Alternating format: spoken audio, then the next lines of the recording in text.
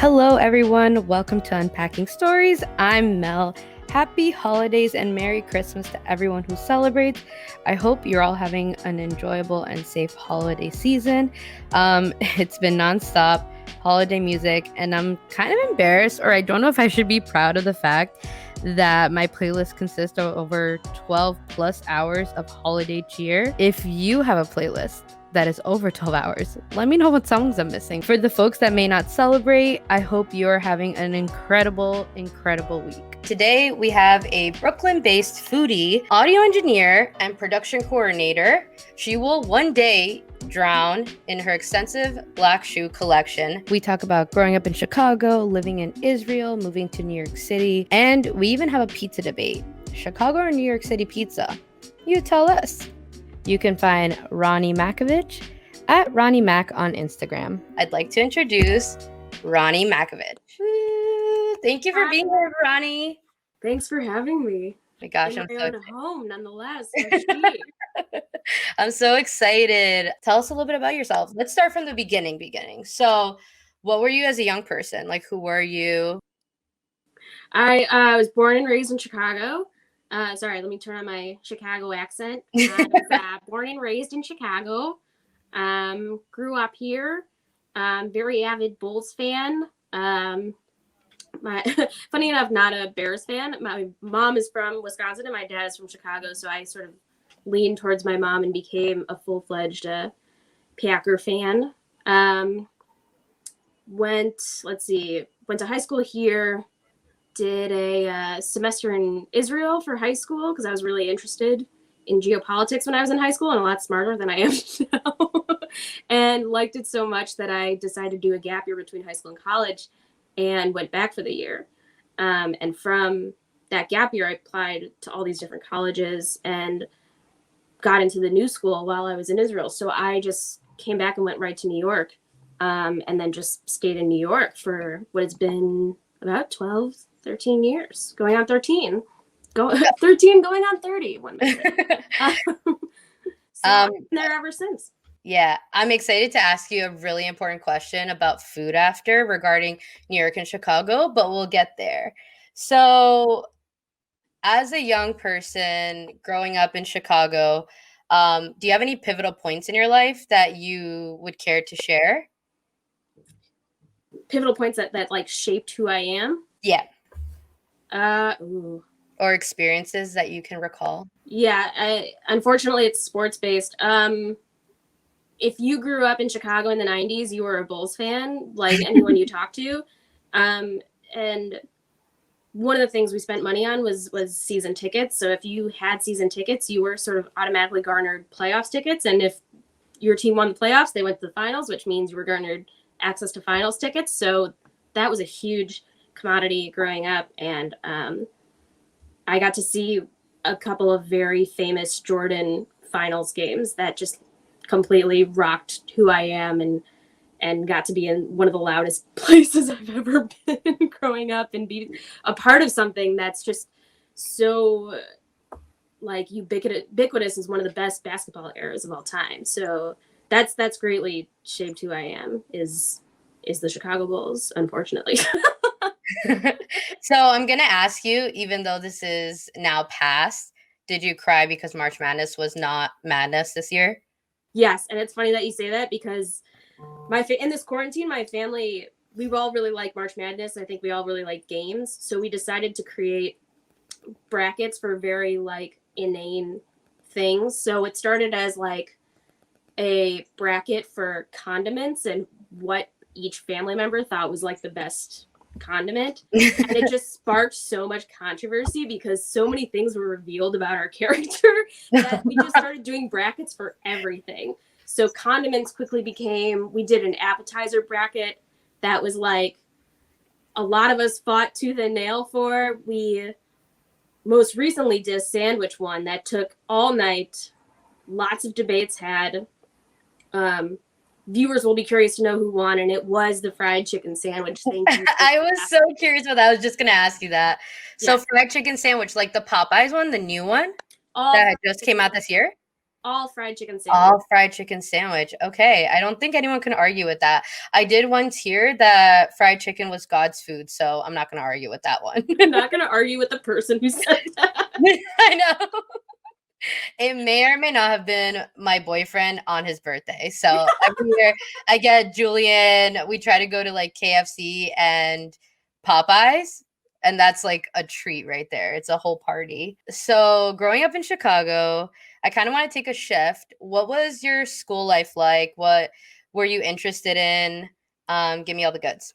Sure. My original school upbringing, I went to a Chicago public school, which was really diverse.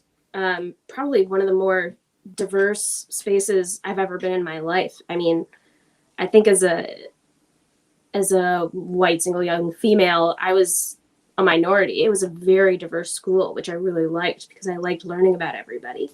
And then my folks, due to the incoming of my youngest sister, we are not to blame her, we moved to the suburbs, and I was introduced into a new school that was totally, there was no diversity whatsoever, and it was a really huge culture shock to me. And I found it actually a little difficult fitting in because I didn't even, I found it hard to talk to people, and it was almost weird fitting in, even though there were people that looked like me, and I was just like, no, like where's the people? Where are the real people? So it was a little odd. So it took me about a year or two to like actually get comfortable and find my stride. How old were you when you moved to the suburbs? Maybe about 11 or 12. 11. So it's interesting you say that because that was also around that age for myself, was also very, I guess you could say pivotal. So I grew up in Montreal. And so we moved to Plattsburgh, New York, which is like very, unfortunately, not diverse.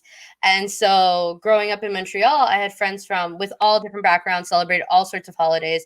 It was really lovely. And then I go to this really small like town, and I look around and no one looks like me. So, and I remember it wasn't until I was in college that, or maybe I was in high school, that someone had actually asked me what I felt like to be a minority. And I was like, oh, I never really thought about it because all my friends growing up in school in Montreal were all different. Like, you don't think about those things. And so I find that very interesting that you said that as well.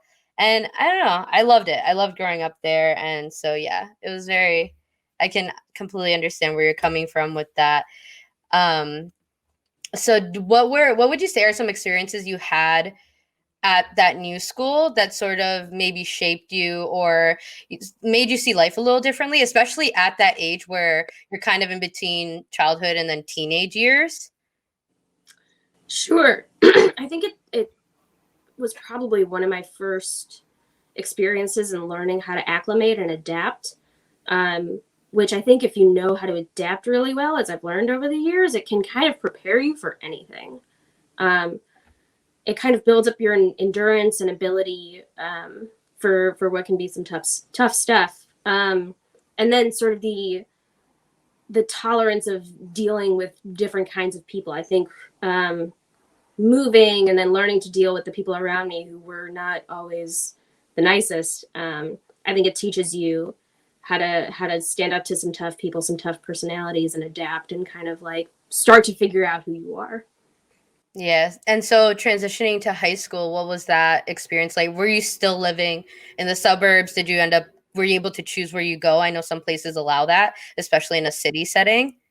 In a city setting, Chicago specifically, their school system's a little different. They actually treat it more like colleges, where you actually have to apply to high school, much like you would college. But once you get out of the city, it's more like, depending on where you live, you're going to this high school. So I was still living in the same house, so I was destined for this one high school, and that's where I went for all 4 years. And it just so happened that my dad went there and my grandmother went there. So I'm actually a third generation of this high school, which is nuts. And it's just interesting the way it's shaped the three of us in very similar manners, because you kind of become a product of your environment. But interestingly so, when I look at the lives that like the three of us have led, they're so different. So that I think that's kind of interesting. So you just mentioned having like different schools you could sort of pick to and stuff. Do you guys have in Chicago, are there like I don't know if they're called like specialty schools or schools with like certain they kind of focus on a certain thing. Like I had friends in New York City who went to school for specifically science. I mean, you would learn other subjects, but it was predominantly science or like I think there's a history one. I think there's like like a arts one kind of thing. Is that like the similar kind of school system there? Not really. I know that's a pretty hyper specific New York City Mhm. thing. Okay. I was just curious because after I learned that, and I didn't learn that until I moved to this area when I was, I don't know. I think it was like 4 or 5 years ago now that I've been living in New York City, that I actually found that out. And that was like, I was very confused. I was like, wait, you can pick schools, but you have to apply to them. And then I just went to like regular high school. But it's funny because a lot of my city friends will ask me if what's in the movies and stuff, if that's kind of like what schools in small towns are like. It's funny that you bring up kind of movies and TV because the high school I went to um, is based on a few very popular movies. One of which is The Breakfast Club, and Love the Breakfast Club. the other, yeah, it was actually before they redid the school. It was shot at the school. So Oh, that's cool. John Hughes went to a rival high school, so that's why he chose to shoot most of his movies within like the northern Chicago suburbs. So Ferris Bueller is shot at a rival high school. I was going to ask you about that one. Um, Yeah. Breakfast Club is shot at our high school, and it's related to the high school I went to because if you got in trouble, instead of staying late for detention, you got sent to Breakfast Club, which for any teenager is worse than staying after school because you have to get up early.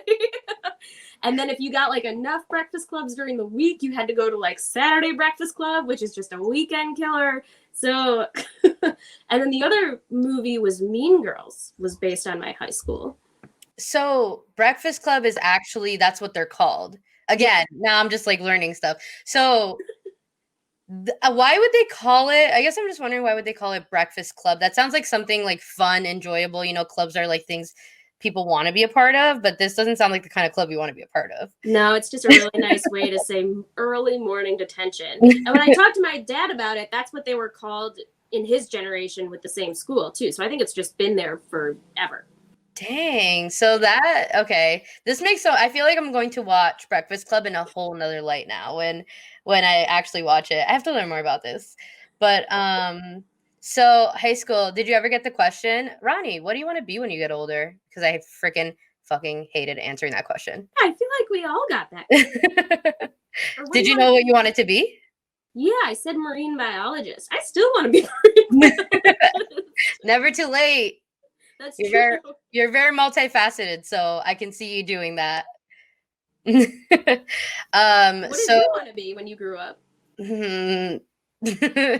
At one point I was looking to go to law school. That was the closest before I chose TV video production. Before that, I think I said marine biology when I was in like 4th grade because or whenever the movie Aquamarine came out because I just thought that was really cool. Therapist was one or some type of teacher, but now I don't think I could ever be a teacher because I give high school teachers, elementary school teachers, even college professors a bunch of credit for everything, all the crap they get and everything they have to go through, and they do not get paid enough. So, um, you mentioned taking a gap year. Did you take it with the like did you know what you wanted to do and but still took the gap year or were you kind of like in between and trying to find something to bridge figuring out what to do after high school? I took the gap year because I really enjoyed my time there in Israel in high school. I have some family there. I Okay. always really enjoy spending time with them. I'm sorry, every lawnmower decided to go off at the same moment just now, so I apologize if that's coming through. Um, I yeah, I knew I didn't want to go directly to college. I knew that college could wait at least a year, that it would always be there, that I could always come to it. Having cousins in Israel, I knew their system was a little bit different. For example, you go through school, you graduate high school, and then you go directly into the army. There's a mandatory draft once you're 18, and then you take anywhere from 6 months to like a year and a half traveling the world, and then you come back and go to college, and then you start your career. So it's a little bit backwards. So I think knowing that kind of inferred that I was like, well, education's always going to be there, career is always going to be there. Yeah. I want to do certain things while I'm young, while I can. And I think taking risks like that kind of informed it. So that's why I did it. So you decided to go to Israel and stay there for the gap year. Before that, I guess I kind of jumped a little bit. Was it just vacations that you would go to and you just fell in love with it? Or was there anything specific that like got you to be there in the beginning? Yeah, I'd done a few visits there to see my family, and I just loved it. I thought it was just absolutely beautiful, so rich in culture, the religious epicenter of the world. It was just like, it seemed like every make and model of kind of human was conferring in this one place because of something they believed in. I found that really interesting. So even if you were to spend a day there just to people watch, you would feel like, oh my God, I just had this amazing experience doing nothing. It is on my bucket list to go, which I think I've told you before. And you've told me you're going to plan out my whole itinerary, which I'm not sad about because I need to know all the like hot spots to go to. Did you stay with family while you were there, or did you have your own apartment? When I went to visit, I would stay with family. And then when I went to school, I stayed in the school dormitories there. And then when I went for my gap year, I did a program, a volunteership on what's called a kibbutz. It's kind of like a communal sort of socialist farm. And I stayed on one of those in the north. Actually one that I'll call them great aunts and uncles helped found, right on the beach. Like the beach is just so gorgeous. It looks like it's out of a Corona beer commercial, you know, and I would kind of work there and study there. It was kind of a work-study program. And then after that, moved and got an apartment in Jerusalem. That's so cool. What would you say are some experiences that you had while you were there? Do you have any memories of things that that you can look back on and you're like, wow, I feel like this really is a characteristic of who I am? Yeah, there's so many. It's hard to pin down. Tell me them all. I think during my kibbutz time, I made a lot of really amazing friends from all over the world, and that kind of inferred that I can make friends anywhere. In Jerusalem, I had the option of doing a volunteership through the Israeli army, and I didn't really want to do that. I had kind of done a taste of it in the program in high school, and it wasn't really for me. It was really hard, and instead, I became a volunteer EMT in Jerusalem, which is like not any less hard, which is ridiculous. Yeah, you're only saving lives. It's like, that's cool. That's really cool. What have you taken from your EMT training? How to do CPR the right way. The right way. So yeah, that's important. I should learn CPR. I don't know how to do CPR. Everybody should learn CPR. If you get nothing else from this, please learn CPR and first aid. And take those courses every time they expire. Yeah, I wondered. So at my high school, we could do like square dancing, and I always wondered why they didn't choose that time to do like a CPR course rather than fucking square dancing. What the heck am I going to do with that? Yeah, it's I've never seen somebody save another person's life with square dancing. Right? My gosh. So you stayed in Israel for a year. What were you thinking when you were like, oh shoot, I have to come back? Or were you excited to come back? Did you have like a plan, or were you just kind of like flying by the seat of your pants? Well, I applied to college like from the kibbutz farm. Like literally had to schedule a human to come to the farm to like pick up an envelope so they could like fly it to New York. The snail mail, they call it. Yes. Yeah. No, there was email, but I think you still had to like mail something in. So I found out I got in while I was there, which was fun. So I kind of knew that I would have a summer back at home to sort of reacclimate and then go to New York, which I'm glad I did. Why New York? I always wanted to be in New York. I said it when I was, I think our first trip there was when I was like 8, like maybe a month after 9/11. And they were like still cleaning up stuff, and we were like, a cheap flight, let's go. So we did that, and my parents were like, yeah, you were kind of walking around like you own the place. And then I just kind of kept saying, well, like, I want to live in New York, I want to live in New York. And my parents were like, it's so expensive, like, it's never happening. And I just kept saying it and acting like I wanted to be there. So I'm glad it happened. So you applied for school. Did you have a major, or did you have to like figure that out after? I majored in, I guess it was a concentration. I hate that word. It was like music and business. No, I don't. Or culture and media. I'll say culture and media, even though that's super broad. And Culture and media, yeah. That's like communication. They actually put me in that first, and I was like, I feel like that falls under the branch of what I want to do, but I don't think that's like what I want to do. And I was right; they put me in the wrong thing. Yeah. But so you get to New York. Did you?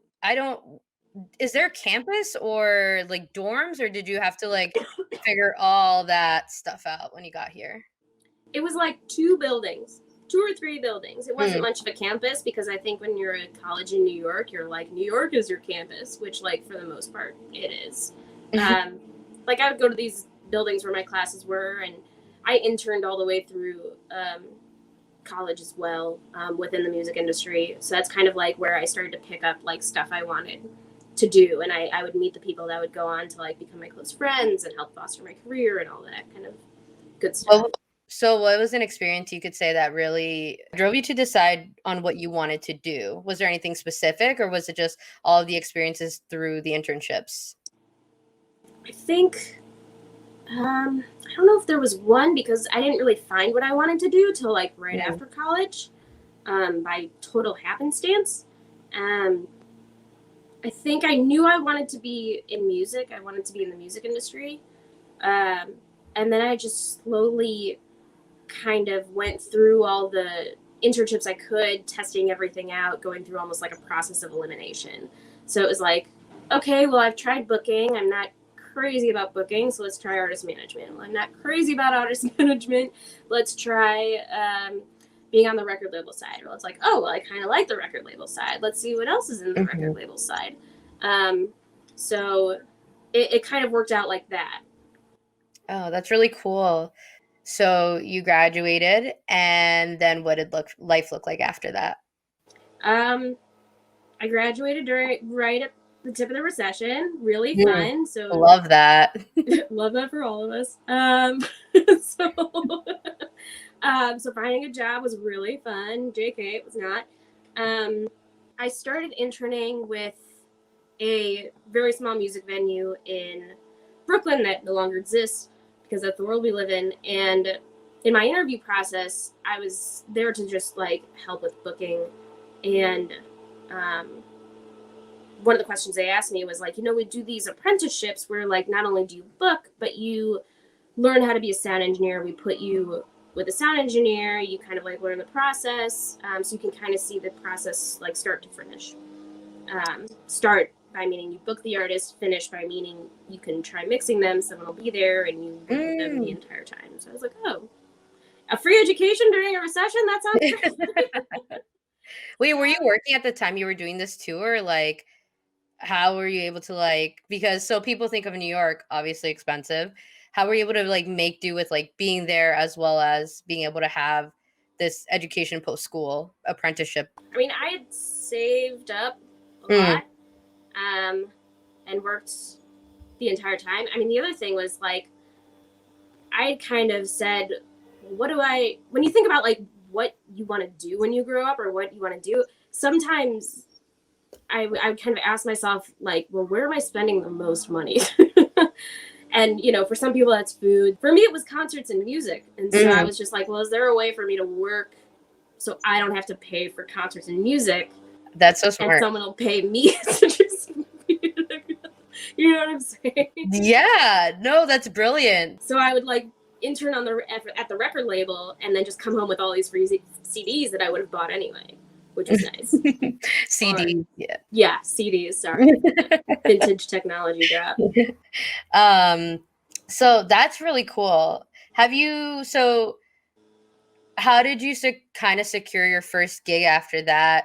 And I guess being a woman in the industry, how do you feel like your experience has been? Well, I'll start by saying like I didn't know anything about audio engineering until I like came to this venue. I had one of the best mentor who, for whatever reason, saw something in me that I didn't see, and I just liked going to hang out with my mentor. He had kind of been a road dog for a really long time and had been around the world, had seen everything. And Road dog is like someone who just spends time on the road, like doing music stuff, or yeah, like anywhere from a roadie to a tour manager, production manager, somebody who's been on working tours. So he had held different positions in a lot of different tours for a long time. But I just thought he was kind of like a sassy older dude. So I was like, I just think you're funny. I just like coming to hang out with you. Little did I know he was kind of like Miyagiing me, just kind of like wax on, wax off, kind of like, well, this is what a fader does, and this is what your processors are, and you know.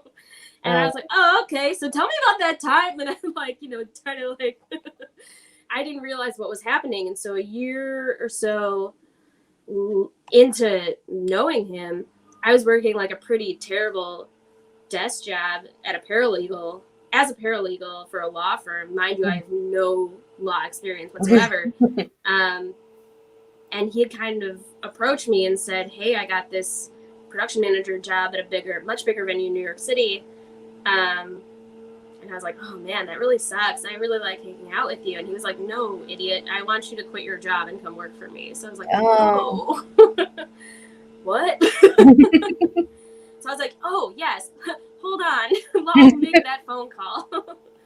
And it's kind of like, you know, joining the circus, and it was gonna pay, and it was gonna pay me to be at concerts every day. So I was like, I don't know what this is, but sure. Oh my gosh, that's awesome. So how was getting to, you know, just starting there? Did you start off right mixing, or did you have to like wait a bit and sort of observe what they were doing there before you could jump in and try it out yourself? And also, were you nervous as heck your first time mixing for a concert?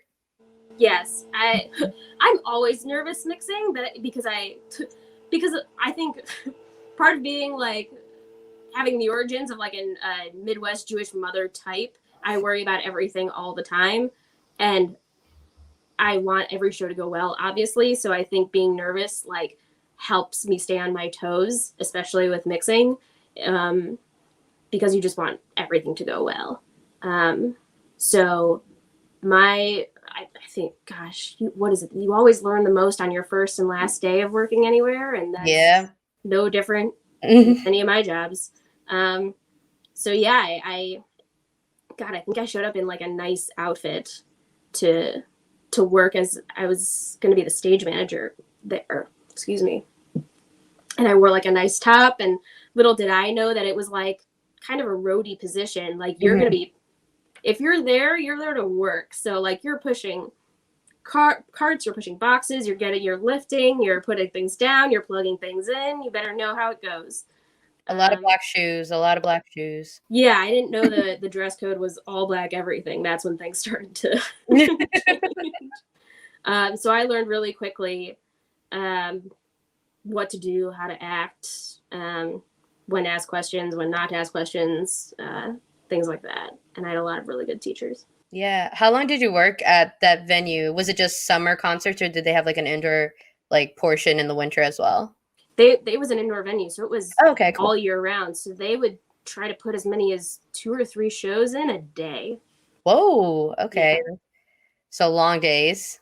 Really long days. I mean, I think from the ages of, when did I start there? 22. From when I was 22 till about 26, I felt like I lived there. Dang, that's a long time to be in like one spot. Even I feel like now people transition from jobs fairly quickly. Like I feel like the average, I don't know statistically wise, but I feel like it's about maybe 2 to 4 years before people are switching, at least in my experiences. There's like people coming in and out all the time. So that's pretty good. I mean, it was kind of like on a permalance basis. So it was Mhm. like I was learning how to do everything. You know, it was a 700-800 cap person room, so we would get everything. Um, really everyone, large scale tours to solo acoustic acts. We got everything. So I learned to cut my teeth and really learned how to do everything in that room. And it started as just doing stage manager duties, and then from there, it was like I wanted to get my hands on everything. I loved just like touching stuff and plugging stuff in, and you know, I'm such a chatty person by nature that I was like, oh, well, tell me about your set. Like, you know, like you were Mhm. doing with this podcast. I was like, oh, you're a lighting designer. Tell me about that. Like, oh, you're on tour with this band and you were on tour with that band too. Like, how did that work? So it was a great pace because, you know, you could have a different band and a different crew every hour. And for me, that was just like, I'm such an extrovert that I was like, yeah, like tell me everything. So I went from stage managing to learning how to do monitors, front of house, lighting tech, lighting designer, lighting director, you know, video tech, building sets and things. I learned how to do everything. I really cut my teeth there. Yeah, I think being personable is definitely a big factor in just really anything you do, but when you're dealing with different people potentially every hour, I feel like that's really important. And people don't realize how much you have to really look outside yourself, and it's not about you. It's really about like whoever's coming in and who you're going to be working with. Um who has been your favorite like musician or artist to work with, if you can say? I didn't get to work with them directly. I guess it was mostly their crew, but I did get to like work with my favorite band, which was Earth, Wind, and Fire. That was really Oh, wow. Okay, that's a good one. That's something I would have not have thought of. I was thinking something more like mainstream and like in terms of what would have been at that time, but that's really good. Do you have an artist or musician you admire? as far as like how they sound like Or just in general, like who are you into? right now. I've always really, I've always really liked Earth, Wind, and Fire. I like a lot of funk and soul and hip hop. I've grown up really loving hip hop. Um, God, I've always been a big Roots fan. The Roots. So I gotten to work with them a few times. That's been really awesome. I grew up being a really big Common fan, and I got to work with him once. He was really nice. That was awesome. I don't know. Everyone, you come into contact with everyone in that And, job. and I feel like everybody brings something a little different, obviously because of their music, but also just in general of who they are. What's been the craziest show that you've had to do in terms of like lighting, audio, everything that's included, like all the bells and whistles? Like what's the craziest? And also, what is the craziest thing you've had to do? Like I've heard people like in my experiences, I've heard people have had to like jump in a trash can and find something that accidentally got thrown out. You know, stuff like that, like dumpster jump. What's the Oh, yeah. oh, that The thing you sucks. do as like a crew person is insane. The craziest build I ever had was Mhm. probably for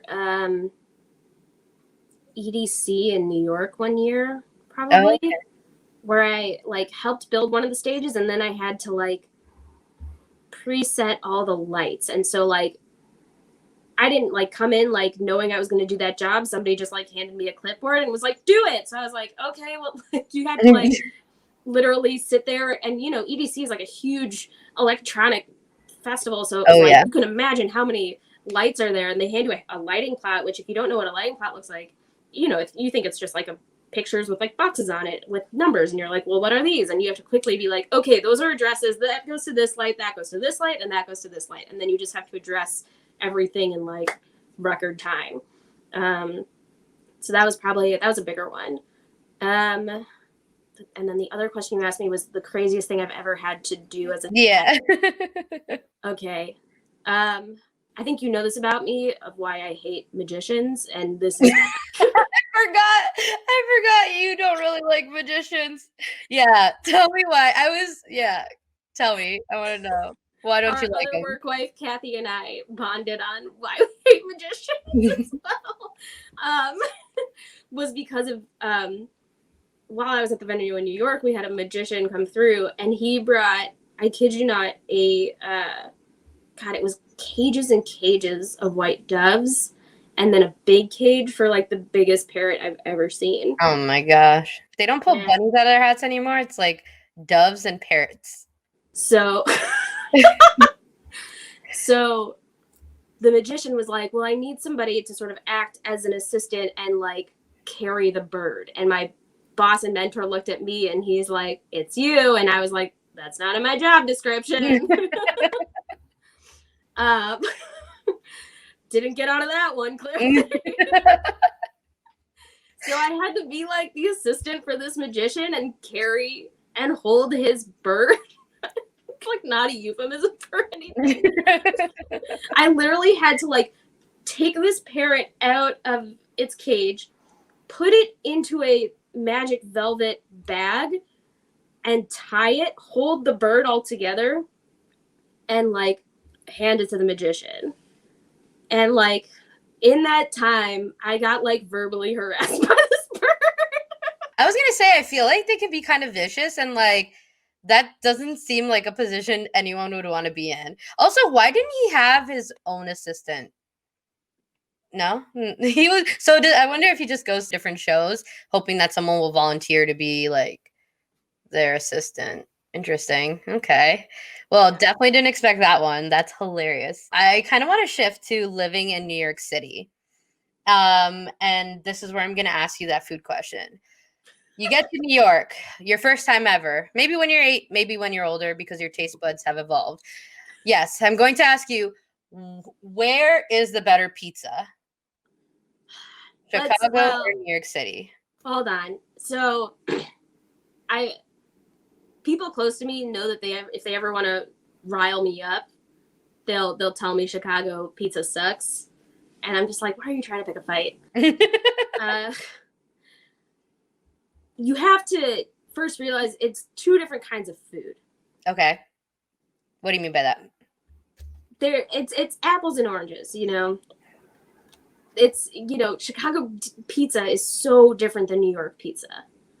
It's totally subjective, this question. I'm trying to be as diplomatic about this.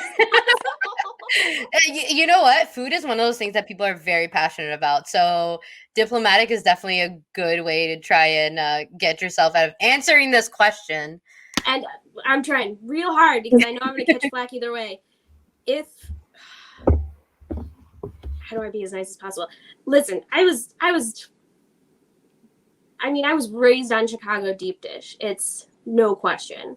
I think it depends what you're in the mood for. If you want a snack, by all means, get New York pizza. I think if you want a meal, get Chicago pizza. Okay. I'm completely biased as to which one I like, and that's Chicago. I wonder why a snack versus a full meal. Well, it's just thickness. Oh, how big it is. Okay, gotcha. Cool. Okay, that's fair. I don't think anyone's really going to hate you for that one. No, I'm just kidding. I mean, it like New York slices have definitely like, when I've had to like go from place to place to place, it is great to just walk around New York City with a slice of pizza while you're like actively trying to get somewhere because it'll sustain you. Oh my gosh, the slices are as big as my head. Yeah. They're ginormous. If you had to give people like a suggestion on where to go, it's their first time visiting the city, where should they go to get like pizza? Good pizza. In Chicago? Both. New York City, Chicago. Where are your favorite places? Chicago, you should go to Lou Malnati's and get the Lou. Okay. Yes, it's vegetarian, but don't let that deter you. It's amazing. And then for New York, I feel like my first slice was Ray's. I feel like you can't really go wrong. I'm an artichoke kind of gal, although kind of salty. That's my favorite slice too. But I think if you need like a first slice, I think it's Ray's. But artichoke is my favorite in New York as well. I think. I agree. Artichoke is so good. I never thought artichoke on pizza could be good, but it is. I'm sorry, everybody. My phone keeps buzzing. I'm trying to like move it away, but it just doesn't stop. Okay. So Do you have any crazy stories from living in New York that you could How share? many hundreds would you like? Give us your top 3 moments. Either Okay. something crazy happened, someone did something wild, or just maybe someone that like you've met that you're like, this was freaking cool. Sure. I was talking about one most recently the other day, so I'll share that one, which was I was walking with a friend in our neighborhood in Brooklyn, and just on the sidewalk, and an older African American gentleman on a bicycle just happened to ride up, and apropos of nothing, what he says to us lives with me till this day. He says, "Eddie Murphy is the greatest of all time," and then rides off, and we were like, "Yeah." You can't argue with that. Nope. Interesting. Okay, give us another. Um, just random New York City um craziness. Gosh, it's hard to narrow it into one for real. Have you always lived in Brooklyn or have you moved around? I lived in the city for 3 years so I could be close to school, and then as soon as I graduated college, I really wanted to be in Brooklyn. I always wanted to be in Brooklyn. Would you ever move back or live in a different borough? Or is Brooklyn like Brooklyn, Brooklyn? That's it.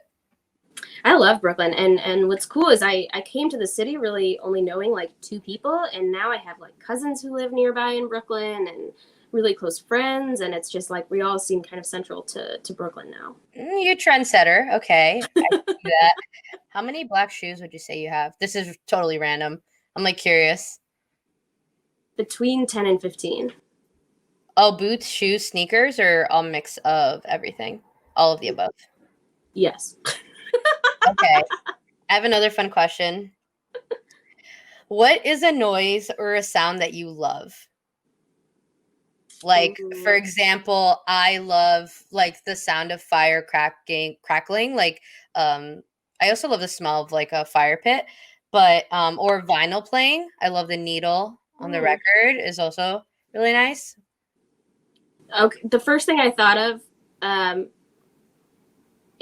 which is totally part of the job, is when you like plug in XLRs to like Mm. a board or something, it makes this like click sound, and it's for whatever reason Oh, I know what you're talking about. Yeah. dying. It's like, yes. Yeah. Until you have to unplug it because it's not plugged into the right thing. Yeah, Sure. sure. Um, cool. Okay. Um, so if you could give anybody career tips on how to break into the industry, this is something that I feel like is a lot of people hear as almost like a foreign thing. It's like, how do I get into the industry? I don't know what to do. I don't know who to call. I don't know anybody. Like, what could you tell them? Well, if you don't know anybody, I mean, that shouldn't deter you. I know a lot of people are kind of shy away from like cold emailing or cold calling as it was back in the day. Um, Especially with quarantine and things that are going on now, people are, what I've learned, very accessible. And what you also learn is that people want to help. All people Mm, want to help all the time. My mother used to say that. Um, so I think the only person standing in the way of like actually, talking to someone is yourself, and just like kind of the fear of it. But once you break it, like the worst thing they're going to say is no, and that's perfectly great. So, um, I think, and I've done it too. I've totally cold either DM'd people on Instagram or emailed them, just being like, uh, "Hey, do you have some time to like grab coffee or chat? Um, I'm stuck on this one audio processing thing, or I'd love to hear about your career. I think it's something I might want to emulate, but I might want to know a little bit more about mm, how you got there and sort of the path you took."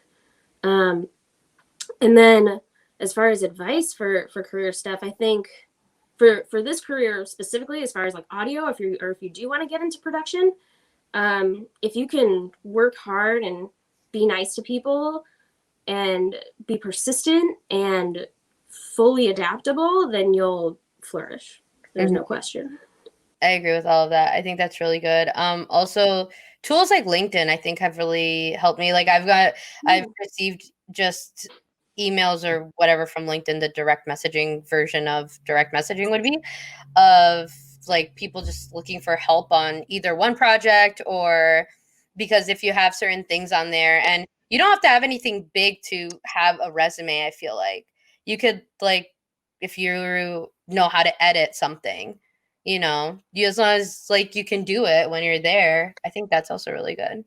So, Yeah. but yeah, that's good. Yeah, especially in a time like quarantine, I feel like a lot of people are very open to at least sitting down and having like a virtual conversation with somebody over Yeah, things. people aren't going anywhere, so it's like they've got really nothing but time. It's true. I actually, it's funny because I'm really one of the only people in my family who was very interested in production work or like editing and all that stuff. And so I started my family group messaging, and I was like, hey, if anybody's interested in learning how to edit video, audio, anything, I'm open to helping out, because I wanted to sort of like, I have this skill, might as well open it up for people who have always wanted to learn something. And during quarantine has been a very fun time for people who wanted to learn. So Ronnie Mack, what is next for you? What do you have going on? Um, well, you and I are working, which is great. Yes, Not to put you in this, but we are happily still employed. Um, yes, I very hope blessed for happily that. still employed. I know, very blessed up to now. Yes, something I do not take for granted. Um, so that's been saving us, I'll say. And I've really enjoyed getting to learn how to do events all while quarantined. I think it's been really interesting. I think we've had, excuse me, I think you and I have had the biggest learning curve going into quarantine and just learning how to adapt what we do to digital. I think it's been really interesting, really rewarding. And I'm so glad we've kind of cracked the code and figured it out. Yeah. Um, and I hope we stay employed. Yeah. I think this is sort of, if it's taught me anything, it's really that things are going to shift, and it's going to be very interesting to see how those changes come about and how we continue to adapt. Adapting is a word you kept saying, and I feel like that's very true. Learning how to adapt, just even in life, not for specifically what like you do or anything, I think is very important as well. Oh my gosh, this was so much fun. Thank you so This much for being is here. awesome. Yay, I'm so happy. And thank you for being such a boss. You're very, very motivating, and I think that's why I admire you. So, Oh, I admire you. Are you kidding? You helped me become the person oh I my am. gosh, stop it. Now you're just pumping my tires, and I don't know how to take that. I don't. I'm like very quiet, but You're like, no. stop, stop, stop. Oh my gosh! But thank you so much, and yeah, everybody, I'll talk to you next time. Bye.